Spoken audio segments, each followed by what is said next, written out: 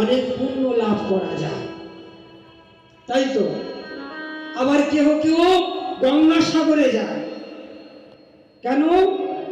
পুণ্য অর্জন করার জন্য। কথায় আছে না, সব তীর্থ বারবার আর গঙ্গাসাগর একবার। গঙ্গাসাগর যাও, যেতে বারণ করছি না, কিন্তু এখানে কথাটা হলো কি, গঙ্গার জলে যদি পাপ ধৌত হতো তাহলে আর কেউ জগতে পাপই থাকতো না। হরি হরি বল। গঙ্গার জলে পাপ ধৌত হয়, কোন পাপ ধৌত হয়?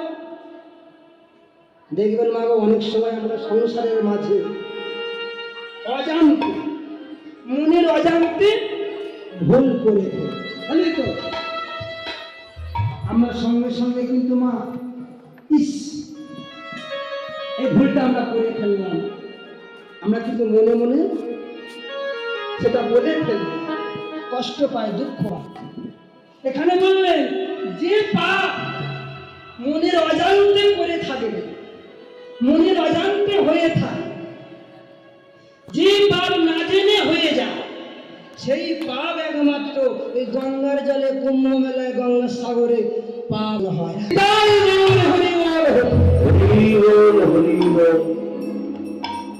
আর যে পাপ তুমি মাগো জেনে শুনে করবে, হ্যাঁ?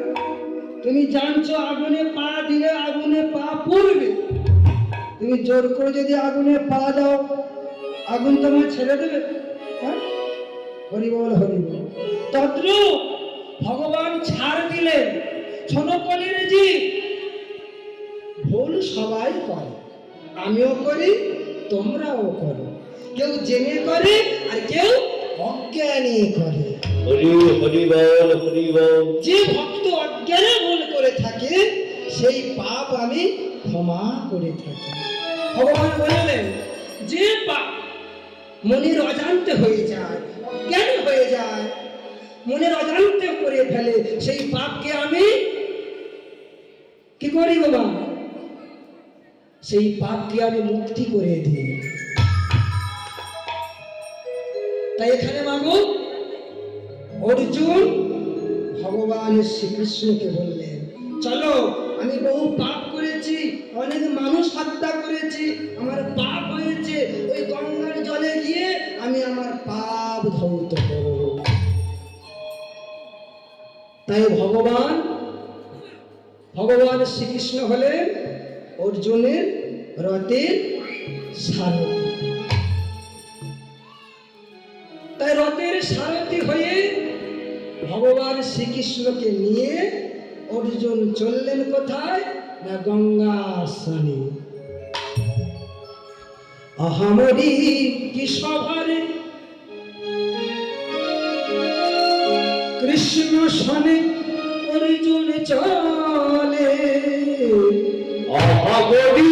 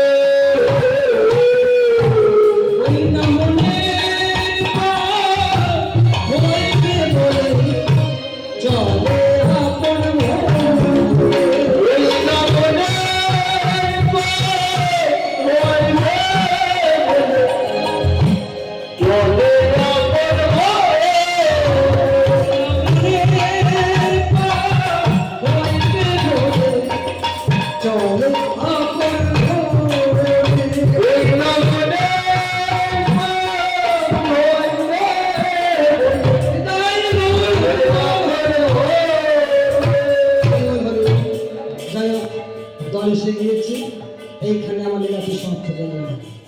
এইখানে রহিল আমার লীলার মাধুরী, চাঁদ বদনে সবাই মিলে বলো প্রভু হরি। আরে এইখানে রহিল আমার লীলার মাধুরী, ভক্তগণ